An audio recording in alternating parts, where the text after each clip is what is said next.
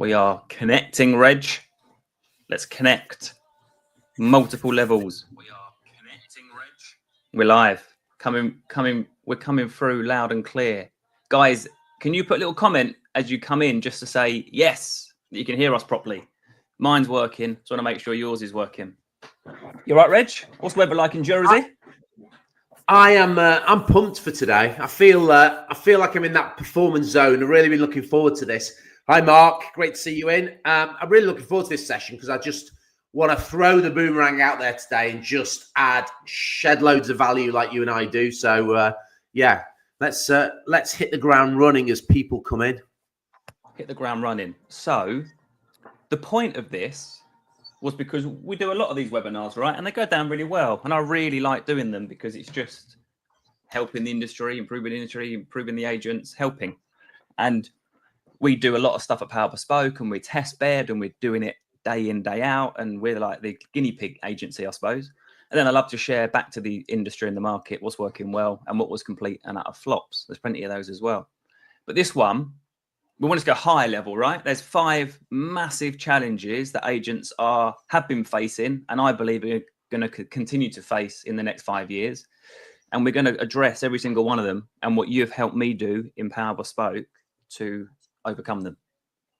Yeah, and actually, Perry, what we're going to be talking about today, we talk about these 5 big headline key challenges and opportunities, as I like to call them as well, but they're not just isolated to a estate agency either. You know, I work across so many different industries and sectors. There probably isn't an industry or sector that I haven't worked in the last, 2 decades. So whilst we are talking about this, to contextualize it, guys, a lot of what we're going to talk about today are not dissimilar to what other business leaders are facing in other industries, other sectors. Of course, what Perry and I are just going to do is make it really relevant, tailored for you, so that you can really think about how it applies to your business. But they're certainly not isolated to a estate agency, that's for sure.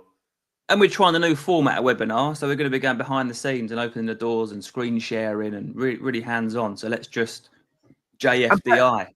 And as you're doing whatever you're going to do next, that's a really important point for me. We're not going to just tell you, we're going to show you. And a great friend of mine had this expression when he was performance leading his team, and he would always say to them, don't tell me what you're going to do, show me what you're going to do.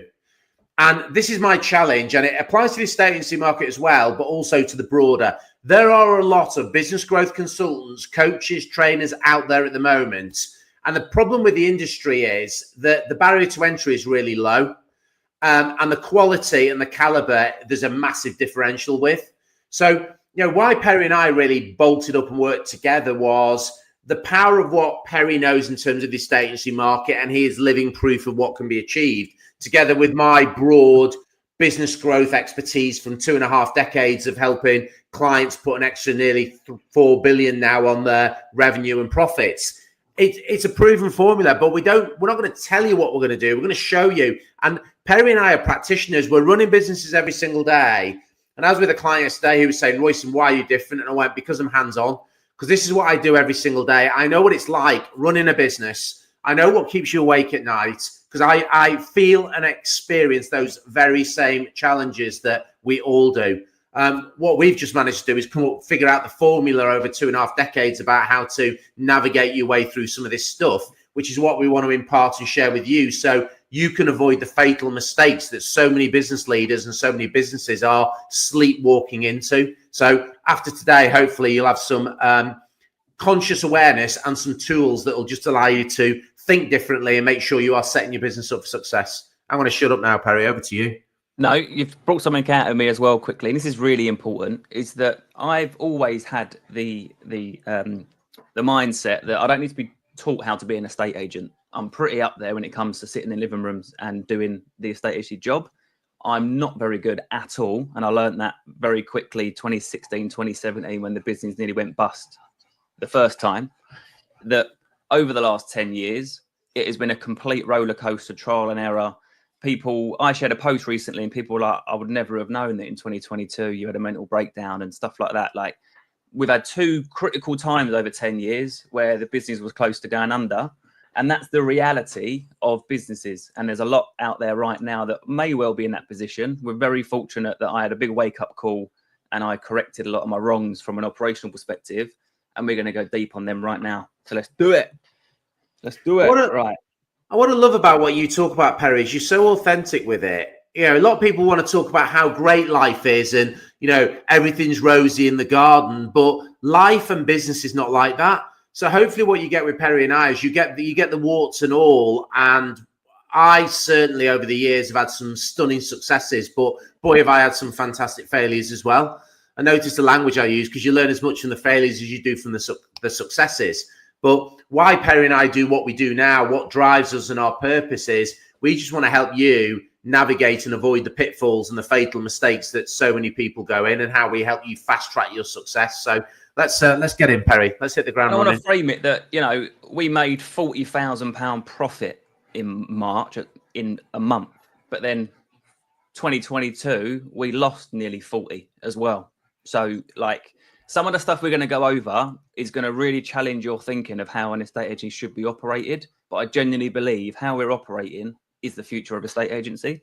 And let's do that now. So I'm going to add stage and then I'm going to go bosh. So challenge number one. This is a worrying fact. 4,000 agencies have shut down since 2018. And I read that and it hurts a little bit because we were going to probably be part of that statistic if I hadn't done the turnaround changes that we made. And we're going to go over some really fundamental stuff now. This is kind of high level. We're going to go more deeper when we get to challenges 2 to 5. But touch on this, Reg, and I'll share my screen and a tab in a minute around where I was completely cocking this up. Yeah, so 2 points I want to talk on. One, just reinforcing what you talked about there about 4,000 estate agencies closing. If you look at the general marketplace, 20.8% of businesses will not see the end of year one. So that's 2 in 10 will fail. 40% don't see the end of 3 years. 66% don't see the 10-year mark. And nearly 80% of businesses will not get to their 20-year anniversary. Now, those statistics are horrendous. And, you know, part of my whole being is how do I reverse those stats? So if you made it through year one, and this is an interesting question for where you are on your life cycle. If you made it through year one, great, you're part of the 80% who did make it. If you made it to the 3-year mark, great, because you're part of that 60%, 40% failed. If you're part on your journey between 3 and 10 years, then great, stay with the course because 66% of businesses will fail within that time scale. And the reality is, even though you might be making it, here's the alarming challenge as well, that of the businesses that do survive, 80% of them are not realizing their full potential. It's like a school report at school. And my teachers always used to be on my school report. He used to say, Royston has lots of potential. And then there will be in capital letters in bold, but he doesn't apply himself. He doesn't concentrate. And that will be the same for so many businesses, that they're on this pathway of trial and error. They are sleepwalking into challenges that they don't know are even going to come their way because they're not conscious about what the playbook is, the game plan, the success formula for how you grow and scale your business in a predictable, repeatable, sustainable way. So Perry's point there about the first bullet there, profits, profitable revenue, managing the costs, productivity. When you peel back the layers on business growth, there are 3 lanes that you are focused on. Number 1 is about how you deliver profitable revenue growth, not just revenue for the sake of it, profitable revenue growth. I'm going to talk exactly how to do that. Then on the inside lane is we have to be all over proactively managing our cost base. The opposite of marginal gains is marginal erosion. The icebergs didn't melt overnight. They have been melting for years. But as fast as you can be looking at top line profitable revenue growth, if you're not managing your inside lane in terms of your cost base, then you will not be getting the margin that you want to achieve for all the hard effort and work that you're putting in. And then in the middle motorway lane is the productivity challenge. And that's what I call optimization. How are you setting your business up for success? Every person, people, asset, resource, every pound you're spending on Facebook advertising, should you be spending it there or should you have a referral maximizer system in place?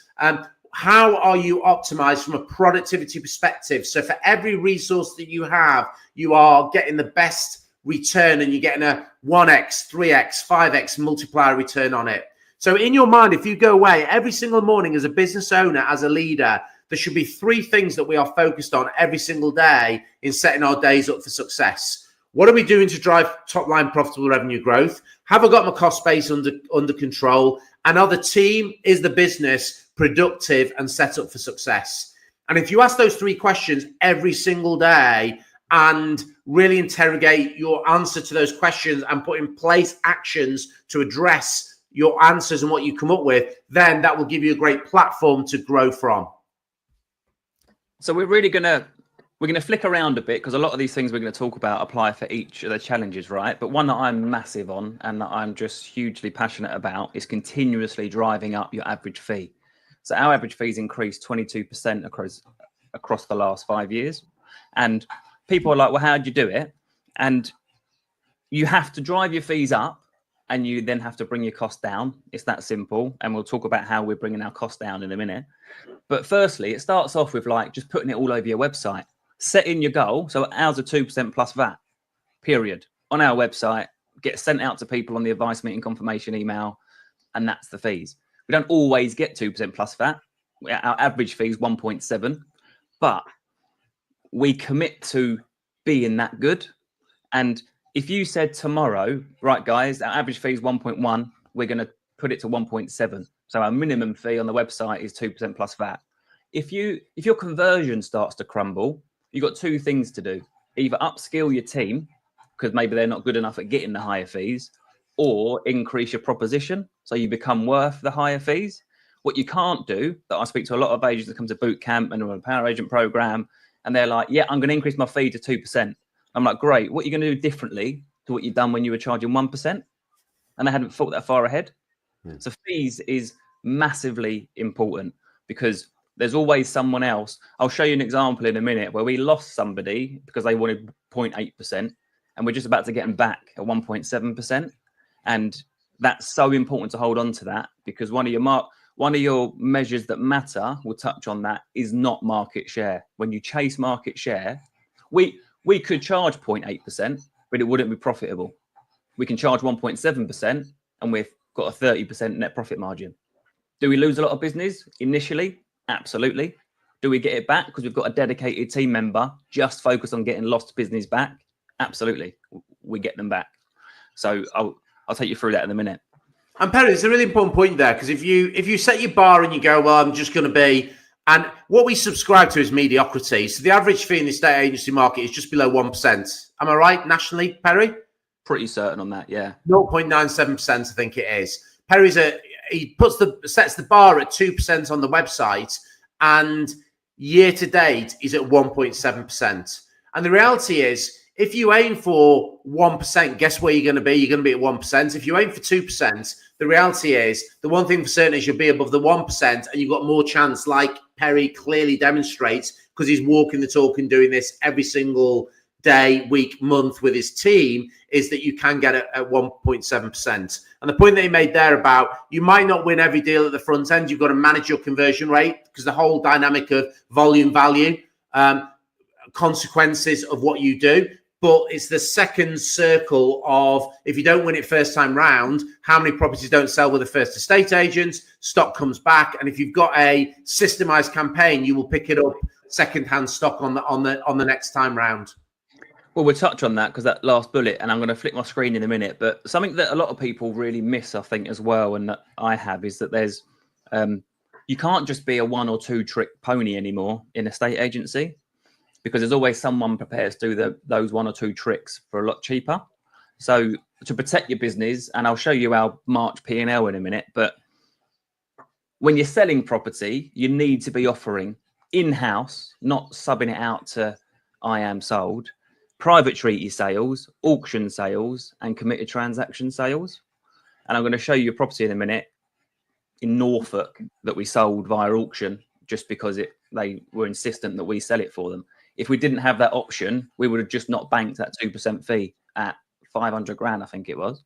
And what I want to frame on this a little bit is that our average property value at Power Bespoke, I think people sometimes think it's higher than it is. It's 500 grand.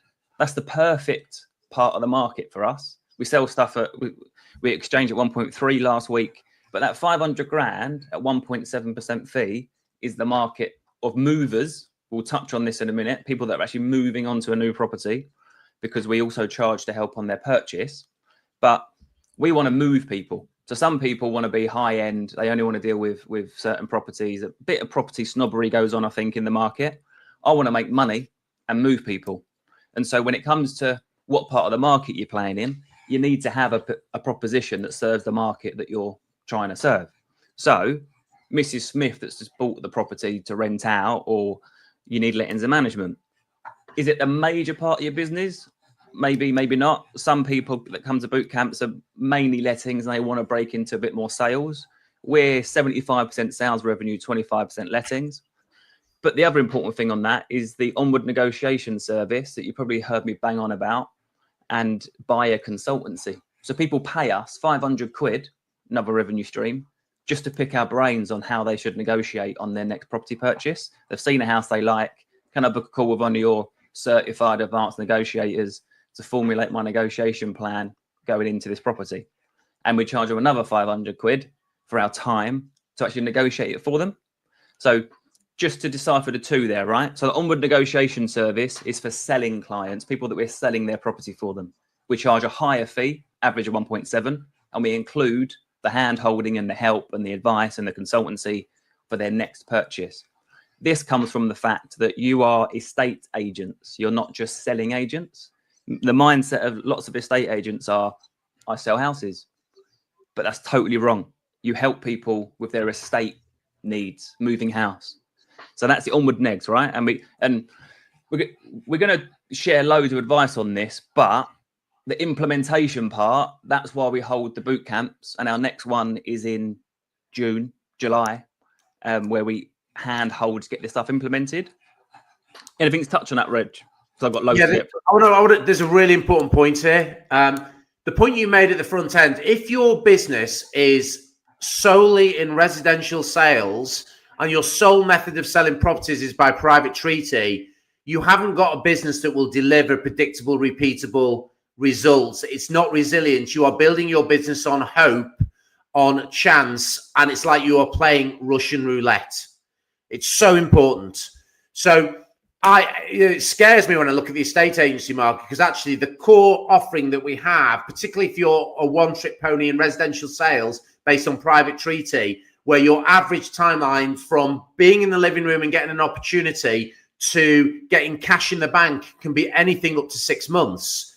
The cash that's tied up in that is crazy, which is why you've got to have your auction. You've got to have your different ways of selling properties within your residential sales. You've got to look at the ancillary income. You've got to look at lettings, because what that gives you is recurring annuity revenue.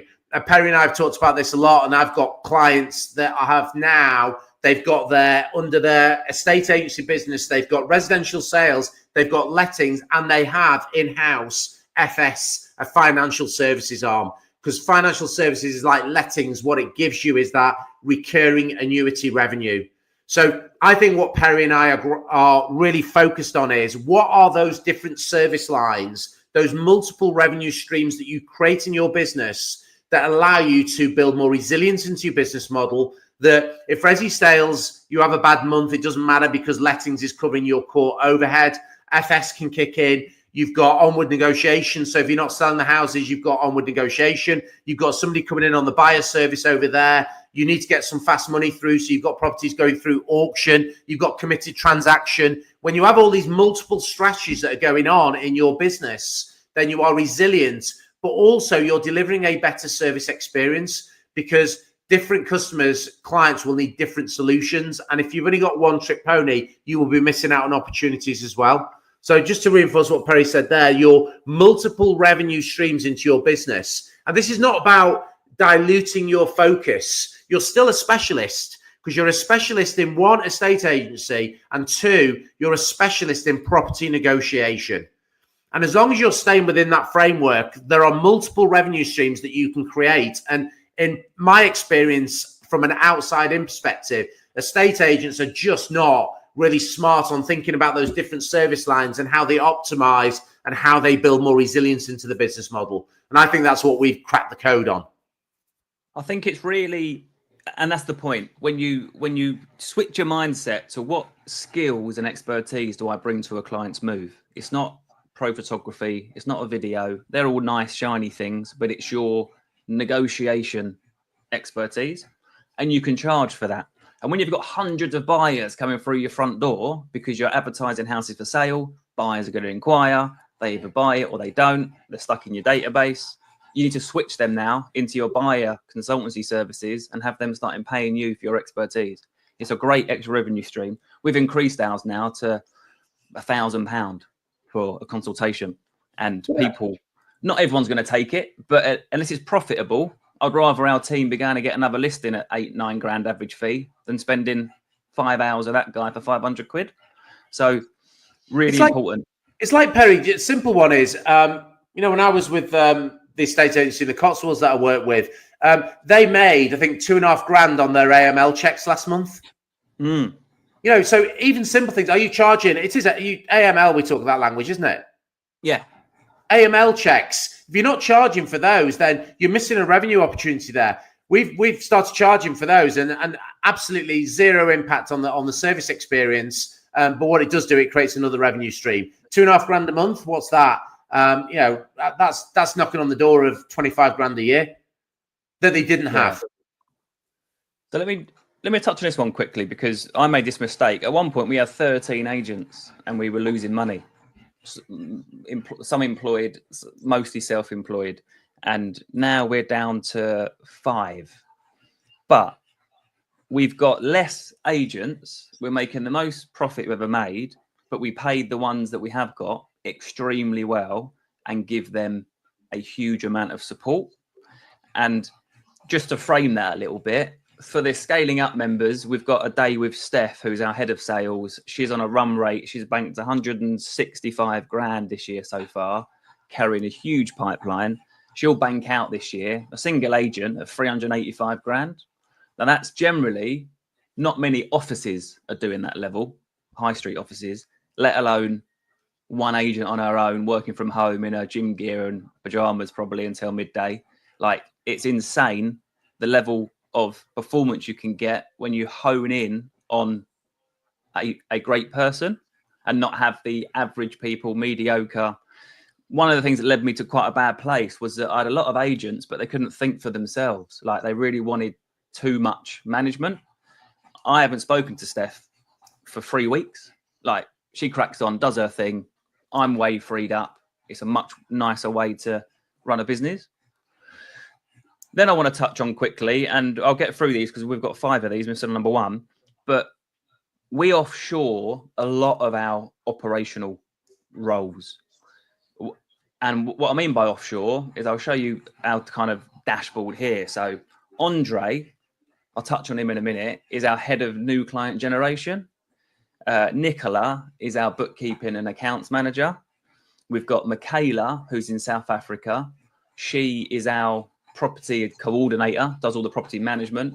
We've got Tahir, who's offshore in Pakistan. He does all of our digital, all of our creative, all of our video editing, and does everything. For me, actually, he's become more of a, I lean on him for everything.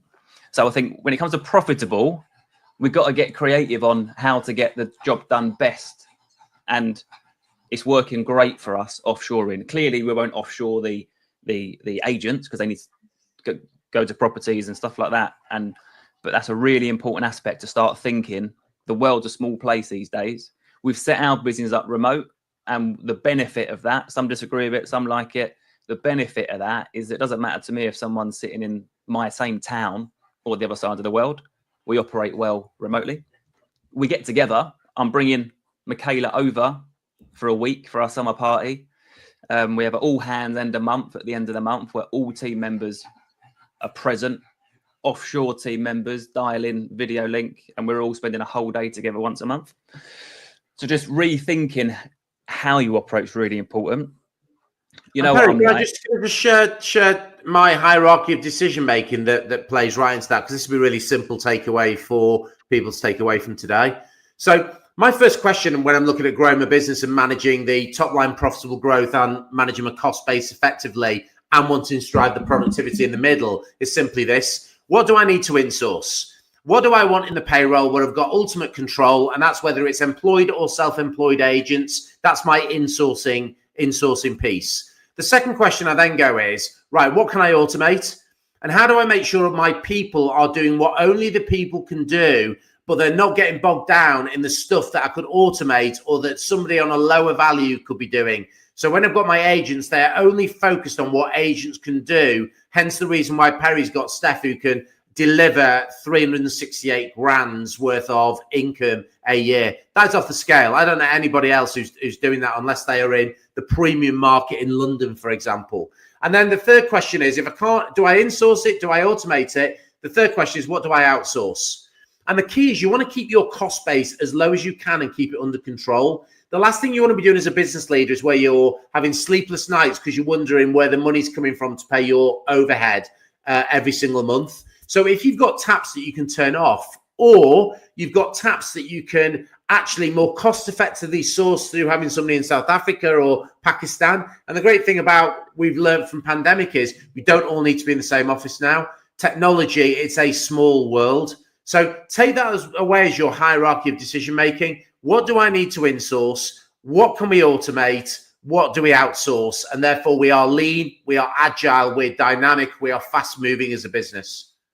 So to me, the final step of outsource breaks into two legs. One is outsource to a company to be, can I find a company to supply that service, or do I outsource to offshore to my own dedicated team member overseas? Yeah. And it's really a really interesting point. And that's the first place, unless it's an agent, that's where I'm going right now from an operational perspective. All of our calls are handled by a third party company. We don't answer any phone calls incoming. That blows people's minds at times, but I'll take you through because the point on that, guys, as well is, why would I want a 385 grand a year resource taking calls because someone's boiler's broken down, or just asking surveyors for a comp? You know, like when you're in the performance zone, you're focused and you don't want to be interrupted. So check this one out. So leveraging tech, systemized, predictable quality client acquisition system. So what I'm finding with a lot of agents is they haven't really got their client acquisition system set up. And I want to quickly show you this report. And this runs, this is a 90-day rolling, right? So this is a correlation between where our advice meetings come from, where our signed clients have come from. And it's important to track that, because if you're spending money on something that isn't generating you any clients, might get you loads of appraisals, but if the conversion ain't there, then that's a problem. Maybe you turn that off and focus on something else. I talked about Andre, and what he does, this is part of the automated systemized client acquisition system, is he's sitting in our CRM every day and he's trying to win back lost business, and he's trying to get us indoors of people that are on market with other estate agents. I'm going to come to second-hand first thinking in a minute, but this guy's tied in for 8 weeks. So he's going to schedule a follow-up call. He'll keep on them until they're ready. This one that Georgie recently hasn't won yet. It's not lost until the keys have handed over. So he'll keep in touch. That's the guy that wanted 0.8%, but we'll get that back at 7%. So having a dedicated resource, I think, is really important to sweep up behind your agents. Obviously, your agents are going to be doing their very best because they want to earn good money to get more clients, but you also need the sweeper upper. Anything to add there, Reg? No, spot on. I'm just conscious of we're still on number one and we've got we moved to number two. So I want to touch on a shrinking market share. The reason fees are coming down is because there's so many more estate agents scrapping for the small amount of business in people's town. And I'm going to show you something in a minute, because I believe that when the pie gets smaller, you just got to bake a bigger pie. You haven't got to fight with people for the crumbs. So Royston, you're going to touch in a minute on horizontal versus vertical growth, and that's a really important thing. And another thing that I read that come into my mind is to not compete, create your own market. So then we created that all of our agents, we happen to negotiate property sales and purchases, but we major in negotiation, and all of our team are certified advanced negotiators, not selling agents. And so on the vertical versus horizontal, just want to show you this, because I believe from a client acquisition perspective, you should always have your primary, secondary, and tertiary. The primary is your bullseye and where you spend your time and your money. Your secondary and tertiary, you pick up because someone's heard you're great, wants to sell with you, rings you up, and you say, yeah, my fees are 2%, because you don't really care if you win it or not. And what happens with that is we've been very fortunate that across the 1,000 odd properties that we've sold, one's in Aberdeen, because that person in Aberdeen called us to say, I've been recommended to you guys, can you sell my house? I was like, yeah. We definitely wouldn't say, really sorry, that's outside of our postcode area, because you're scrapping for 0.8% or 1% or 1.5% in your patch, and there are people that will pay you too. You just got to find the people that will pay you too. One of those people are the ones that call you asking you to sell their property. But then what happens is our main focus is the London to Brighton M23, A23 passageway, right? But we pick up stuff. We sold something in Leamington Spa for Mr. Guest right there. Be that one right here, I think. There we go. We've just sold something I mentioned about auction. We just sold something over in Norfolk at 350 at 2% auction, immediate exchange of contracts, get paid immediately. In-house auction as well. It's important that if you do auction, you have to do it in-house, not lose 50% of your fee or whatever it might be to someone that's providing you with a service. And if you want to know how to do auction, you can talk to Perry and I, because we built the platform. Yeah, we built our own platform to handle it in-house. So touch, Reg, quickly on vertical versus horizontal growth decisions. Yeah, so if you've seen any of my work, you know I have this whole philosophy about you've got to think like a day one business. And constrained thinking in terms of how our industry and sector have always done it. And the 7 most expensive words in business are because we've always done it that way. So when we do our boot camps, I like to talk about this like 2 scales. You've got your horizontal growth and you've got your vertical growth. So the vertical growth is, Perry mentioned that his sweet spot is, houses at 500 grand are absolutely the sweet spot for Power Bespoke. But in terms of vertical growth, that doesn't mean that we can't do properties at 250 grand, nor does it mean that you can't sell properties at 750, a million or $1.5 million. And I think there's a real challenge with a lot of the premium, in inverted commas, brands who are self-destructing at the moment. And I think there's massive opportunity in terms of your vertical market penetration. What brand stretch can you create in your brand where you can have teams who are focused on, yes, this team is focused on the 500 to 750 grand, but actually, do you have your brand stretch where you can sell properties at $1 million plus, and you've got different team members who focus on that because it's a different skill set or a mindset or a belief about the value that you bring? So the vertical growth is, how do you not think tunnel? How do you think funnel about which segments of the marketplace can we play in? Our primary segment might be the 500 grand, but we could do lower value, and also we can go up the value chain in terms of selling more premium value properties. That's a belief system. That's a mindset shift in terms of actually you can have the skill to do that if you apply yourself. So that's the vertical. And then the horizontal is, why are we constrained by geographical location in terms of postcodes? Why are we constrained by thinking that we need the high street presence? And when you spread your geographical postcodes and you spread your boundaries,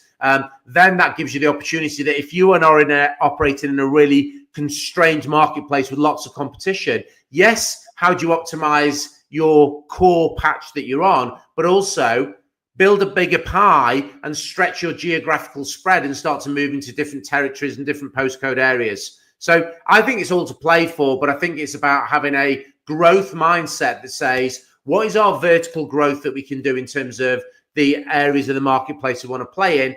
And geographically, how do we expand our boundaries in terms of horizontal growth? I think it's just traditional that you base yourself in a town and you serve that town. And I really, really believe when you position yourself as a specialist, an expert, you're sharing advice on strategy and negotiation, and people will contact you to be like, I'm selling my house in so-and-so, can you help? most would not, that wouldn't be a revenue stream because they'll give them help, advice on the phone and say, good luck with that. I want to be taking it on and we'll sell it. Let me show you this next point, which is really important. CVP. I think this is important because it touches, that is your compelling value proposition. Now ours, for example, is a higher sale price, a lower purchase price, and no tie-in. Not a higher sale price in Reigate, a lower purchase price in Reigate, and no tie-in. So you just got to get very clear on what value you bring. So for us, I can negotiate a property purchase in Northumberland, and I can negotiate a property sale in Northumberland. I can market a property in Northumberland. So why would I turn away properties in Northumberland? We don't spend money getting them, though. We don't class ourselves as a national UK online estate agency. We're very focused, but we're going to pick up secondary and tertiary clients. And they're more highly profitable because you had no cost to acquire them, which is really important. Just the challenge when we do webinars like this is we have an hour and there are so many golden nuggets and bombs that you can drop. But any one of these areas that we're talking about could be a whole session in itself. And what Perry just talked about there is getting to the stage where he had 3 succinct reasons about why you should choose Power Bespoke, which underpin his CVP, compelling value proposition. And if you've not been on the Power Bespoke website, go on and literally scroll down a couple of pages, and literally there will be the 3 key reasons: higher sale price, lower purchase price, no tie-in. And let alone in a estate agency, I see very few businesses who can really succinctly articulate the answer to that question about why should somebody choose your estate agency business. And my acid test for you will be, go off this call and go and speak to your team, put them on the spot and say, what are the 3 key reasons why people should choose us? And I bet a couple of things will happen. 1, there'll be some stuttering and pausing in there. And 2, if you had 6 people in your team, they will not have a consistent answer. And that is the one thing you absolutely need to nail for your business about why are you differentiated? What is your edge? How do you blow the competition out of the water? How do you create a blue ocean, not a red ocean where you're competing with everybody else? And it comes down to what are those 3 succinct points around why somebody should choose you and your business. And if you haven't got that nailed, that is one of your highest priorities to do off the back of today's session. Yeah, love it. So this is a really important one. Profitability and commission pressure. So we touched on it earlier. Fees have dropped 20% in the last 5 years. They ain't going to go back up on their own unless you make them go back up. So what's really important, and we've lost money over the years, obviously, but we've kind of dialed in now. What I didn't have a hand on was my P&L. So what's really important, and Reggie's going to talk us over this because he's got ours dialed in, is your profitability formula. And you talk about that, Reg, while I'll share the screen. This is our P&L from March to show you an idea of how a good P&L should be broken down. Yeah, so this is a fundamental, fatal mistake that so many business leaders fall into. So when you see that formula, the SP minus DCOS equals your GP, this is how it works. 3 really simple things. You've got to be really clear on what your sale price is and what your pricing strategy is. And your pricing strategy underpins your sale price. The bit that then people fall down is they're not clear on what their direct cost of sale is. And your direct cost of sale is your variable costs. So that's your people, that's your marketing costs, that's your photography. All those things are packaged into your direct cost of sale.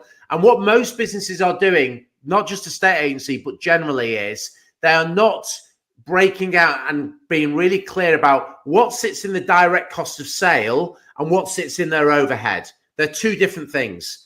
And your direct cost of sale, almost your overhead, is what are your fixed costs that you're going to pay irrelevant to whether you do any sales or not.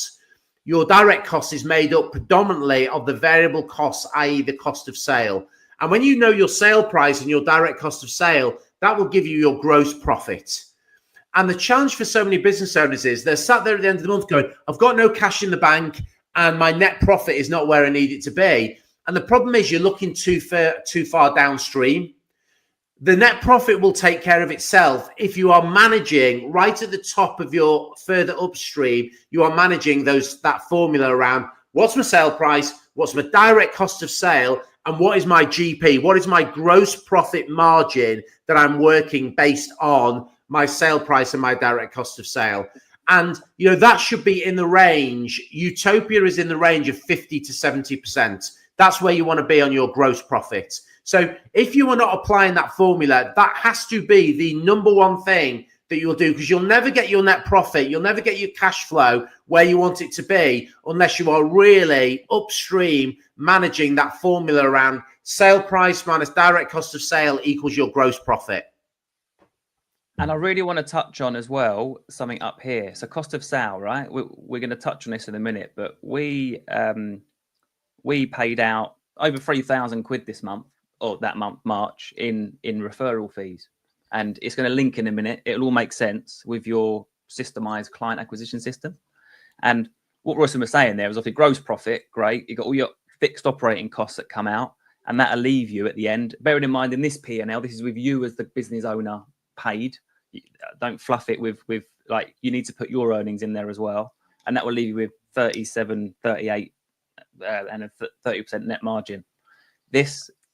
We've done this with the Scaling Up program members to rebuild their P&L, and every one of them had their categories in the wrong area, above the line, below the line, cost of sale, fixed cost. So to get this right, you can't really scale your business until this is done exactly properly. So that's a really important thing, I think. And your headline numbers, I got a really great piece of advice when I was setting my first business up at 20 years of age. And a mentor said to me, he said, Royston, you have to have, whatever you do in life, in business, you have to have the right financial insight, and you have to be measuring the right things. And I'm now 52 years of age. That has stayed with me for 32 years. And it breaks my heart when I see business owners, they don't understand why their business is not working because they haven't got the formula broken down in terms of how they're analyzing the business. And if you absolutely focus on your sale price, your direct cost of sale, your GP, and the range is 50 to 70%. And then when you drop that down, you've got your overheads that sit underneath that, and then you'll end up with your net profit. And 30% is high for net profit in a estate agency. I think, Perry's knocking it out the park at that level. But I think you want to be in a range of 20 to 25% net profit should be where your minimum base standard is that you are aiming for. And that's what Perry and I are great at doing, is helping you build your business and get it so it's fit to scale, that you understand the growth levers and what's working and isn't working, that you've got everything allocated in the right areas. So therefore you can really diagnose quickly what is working and what isn't. And the final point I'm going to say on that is Perry is absolutely spot on. If you look to that cost of the P&L, there is whatever it is, 8 or 9 grand in, which is Perry's salary, because it's absolutely false reading and false position if you don't put your salary in there. This is like the management account. So therefore, your salary should be in there, because if somebody was running your business and it wasn't you, guess what? There will be a cost of doing that. So that margin that we've made in Power Bespoke in March is after the salary for the MD. Yeah, it's probably more like, well, it's another 8.5 grand. That was, I don't take that all the time, but that month I treated myself a little bit. But let's touch on this, because again, this comes back to, you can only increase your fees to get more revenue, to get more profit, if you add more value. And this comes back to the measures that matter, what we call the MTMs for the Scaling Up and Bootcamp members. That's hugely important, because I've got a massive metric that I want half of our sales to be. So I've got a big focus on second-hand first mindset. So, and just to frame that, I want half of our completions to have failed to sell with other estate agents first. The reason why, we're happy to step aside if we can't explain our value good enough. We'll continuously keep improving our agents to be able to do that, but we're never going to be able to do that, because some people just want cheap and they want to try and see how it goes.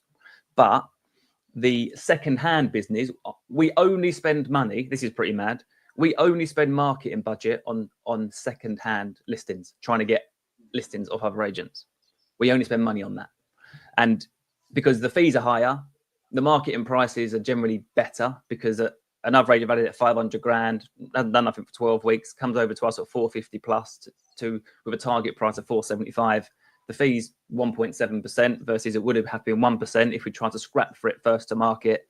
Everyone's happy. Clients over the moon. They've got something to judge you against. Wow, you guys are doing amazing. Versus, my house is going to fly. Everyone's told me it's going to fly. So I really want to have half of our clients. We're at 40% at the moment. So 40% of our completions were properties that were for sale with other estate agents. So that's why, to increase profitability, in my opinion, you need more secondhand business. That's why you bring in Andre, someone dedicated to offshore in South Africa, very reasonably paid, motivated, good package, good measures that matter for his role, to give him bonus schemes. And you crank the handle. You're profitable, less scale. That is a really important point around the offshore dedicate, because our agents, right, obviously are going to be trying to get their own business. They get more commission if they've self-generated it, and less commission if the brand or Andre have generated it. But as a business, if 3 of the agents have a busy week of personal appointments and stuff, I don't want that to affect the consistent predictability of Power Bespoke. So Andre is cranking the handle every day, getting us in more living rooms for people that are already on the market of other estate agents, and helping us win back stuff that we've been to see but haven't won yet. That to me is crucial about profitability versus scrapping for 0.8% first to market. Second hand first mindset, a bit like the Amazon day one mindset. That's important. But equally, from an estate agent perspective, I believe everybody should be in a second hand first mindset. That's my new thing that I'm going to shout from the rooftops. I think you should copyright that, Power. I love it. Second hand first mindset. Second hand first mindset. Love it. Love it. And love obviously, it, love it. We get called into fresh to market stuff because we're good. We get recommended. We get ourselves, someone calls in for a viewing. Great. I see you're not on the market yet. How's Thursday next week for Georgie to pop round? So we'll get into first hand properties, but we don't spend money trying to get into them. We only spend money taking stuff more motivated on the market. And the reality is, Perry mentioned it there, but you will get 0.25, 0.3, 0.4, 0.5 on your fee extra with secondhand because you've got a really motivated buyer then. So in terms of profitability, the secondhand first mindset can really drive your growth and be more profitable. But again, you can only kind of do that if your pie's a bit bigger as well. Because if you're trying to maintain a 30% market share of your town, you have to win most stuff to maintain that market share at any cost. And the actual cost ends up being the amount of money you're making once you've sold it, because you've got to bring your percentage fee down because the office next to you is prepared to do it 0.7%. Like, it's a vicious circle. Get yourself out of that circle and jump into your own circle. Guys, as Perry flips on, I do not want, and Perry and I do not want you to be in that vanity space where it's about, oh, I employ this many people. The revenue of my business is this. We've got market share of this. They are all vanity metrics. What we're interested in, are you building a high performance business? Are you taking a good salary? Are you making a profit that then allows you to reinvest back in the business and build a business that has got predictable, repeatable, sustainable, and it's resilient?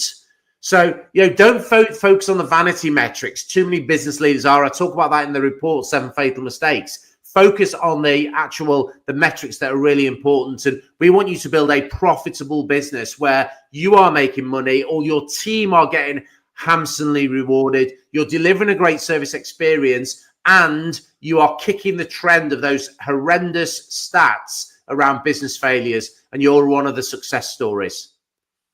Guys, drop some questions and stuff in the comments box if we've rattled over anything. We're going to rattle over the last 2 because we want to have an open floor for any questions before the webinar ends.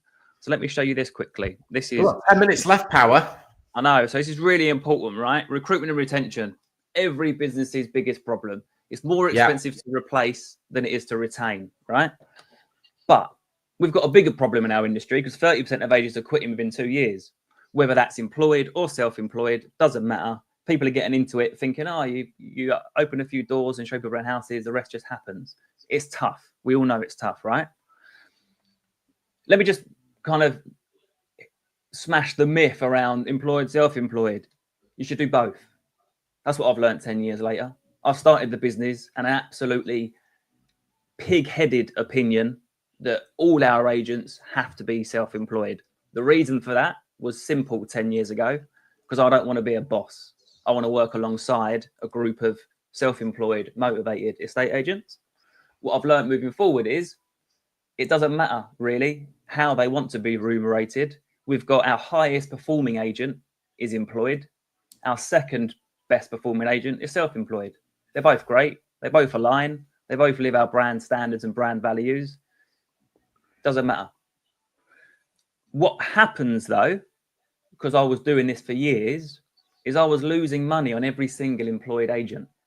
The reason why is because we've got a problem in this industry in that we pay commission to a person before they've even made us any money that month.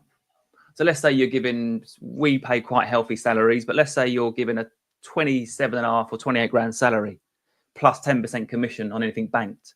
If someone banks one sale that month, which can happen, and you give them commission on that sale, you've lost money on them because you paid them their 27 grand salary.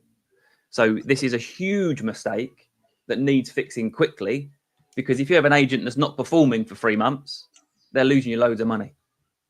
That's so important. They need to have brought profit to the business.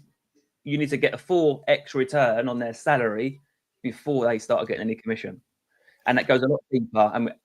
And we chat over on the Mastery 2 Day. There's a whole section on that, because from the people on the Scaling Up program this year that we've been helping a group of agencies grow and scale, every one of them had the wrong package set up. This is massive, Perry, and it's like, God, this could be a whole session itself. And just one 30-second point I want to make on that is, think about a salary, whatever base salary you pay to a team member is nothing more than an advanced sales commission.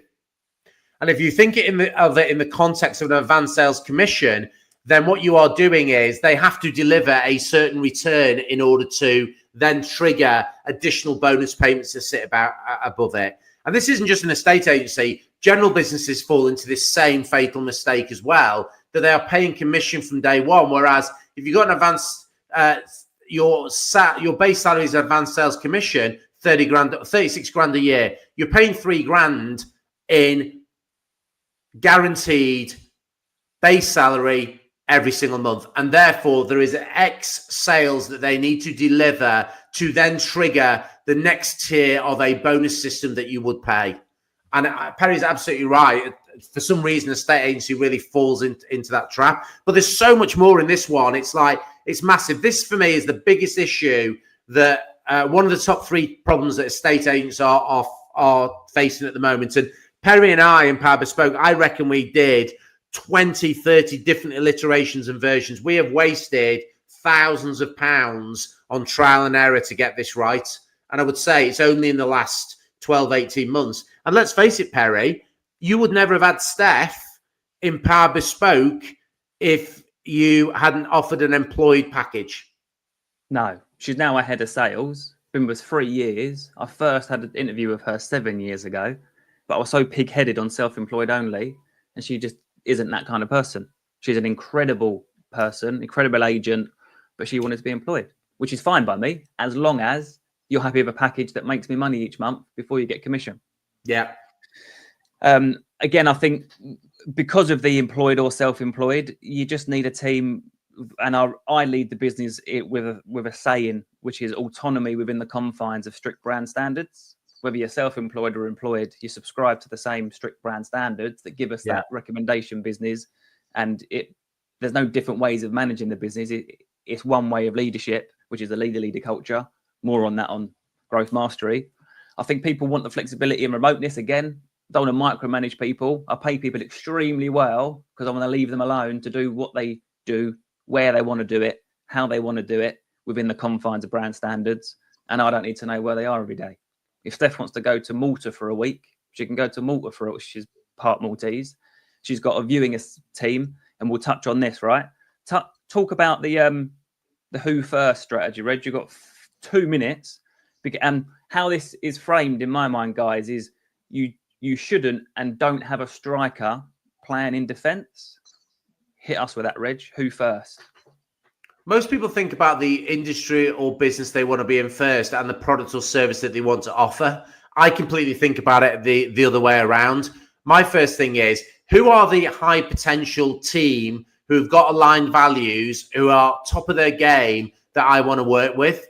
And the reality is, if I've got the right team, it's almost irrelevant of what business or industry or sector that you are in. You could point that team to any business and make it successful. And I think you've always got to be ABR. You've always got to be recruiting, and you want people with the right mindset, the right attitude, the right values fit, who've got the right work ethic and are prepared to be A players. And if you get that who first right, then you can point that team to any business. And I think that is such an important mindset shift to the who first as opposed to business first. And it's something that I've used for years now, and it's served me really well in everything that we've done.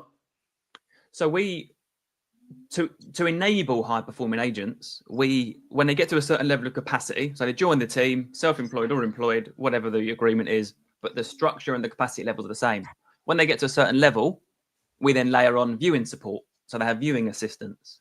When they get to another level, we then layer on PA support in the office. We've got a team, Kelly and Jay, in the office that just support the agents that are at the level that warrants support. So then all of a sudden you've got Kelly and Jay doing the inbound inquiries, qualifying buyers, registering them, booking viewings. You've got the agent following up the viewing because the viewing team do the viewing. Now, that kind of structure isn't for everyone, but it's hugely scalable because then I've got a new guy starting the 1st of June called George. He's going to come in and do everything at the start until he's proven himself that he's brilliant. And then I'll say, great, you've got loads of clients. We need you to get those clients sold now. So we're going to give you some viewing support. When you've got a high, decent pipeline and you prove that you're good at putting sales together and keeping them in the pipe, then I'll layer on some office support. So it's really important that you don't have defenders striking and strikers defending. You get them on, you get them to capacity, you enable them. That means Steph can be in 4 places at once because we've got 4 viewing specialists. So for all her listings on a Saturday, rather than her burning herself out, we work Monday to Friday. That's our opening hours on the website as well, by the way. We close Saturdays. Saturdays and Sundays are only for pre-arranged meetings, so viewings. And the viewing girls run around doing the viewings. So that's getting the structure right of what the agent should be doing, what can and should be outsourced to somebody else in the team. Yours might be different, but that works really well for us from a profitability perspective. Final point, and we'll go a lot deeper on this. Again, all of these things at Mastery, because there's loads to it, but customer loyalty and retention and reputation. In this experience economy that Royston talks about, we're not estate agents, we're experience creators when someone's moving house. You have to be obsessed with your net promoter score, your NPS, which is one question. On a scale of 1 to 10, how likely is it that you'll recommend us to a friend or colleague? I'm obsessed by it. I track it at every client interaction point, and it's just incredible. Because get that right, and you will get a lot of recommended business. For example, our biggest appraisal generator is a recommendation of the agent, which naturally transfers to it's our highest client generator, which also means the fees are higher because it becomes totally get that the XYZ agency charge 1%, John.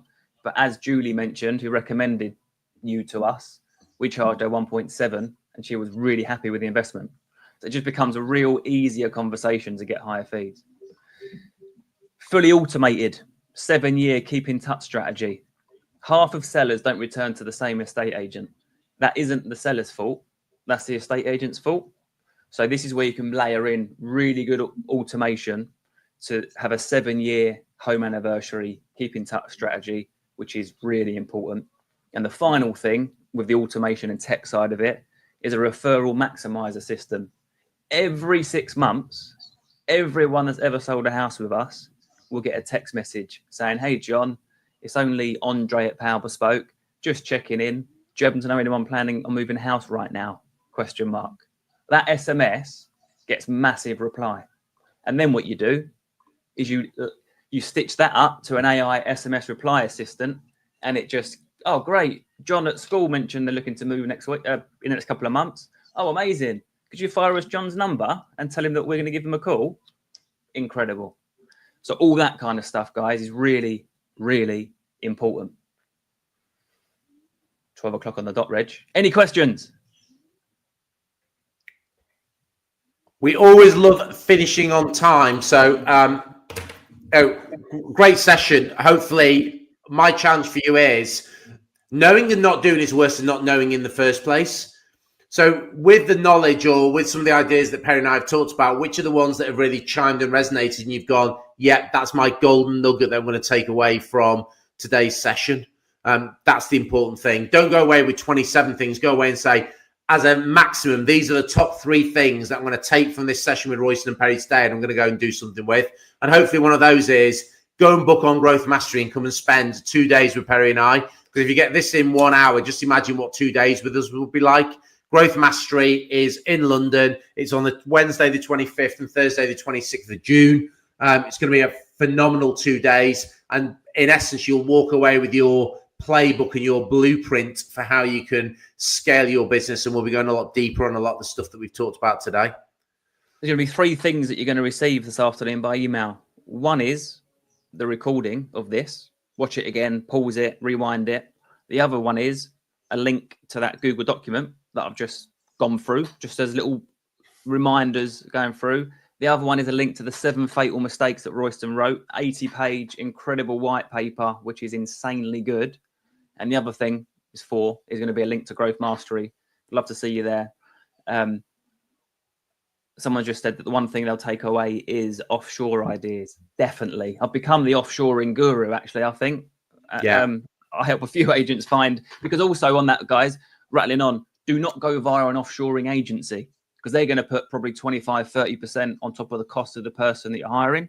You need to go direct, and we'll show you how to do all that at Mastery. Awesome. Awesome. Well done, Power. Well done. Thanks, everyone. Reach out to me, Kate, Royston, if you've got any questions for today, and we'll see you soon. See you, everyone. Bye.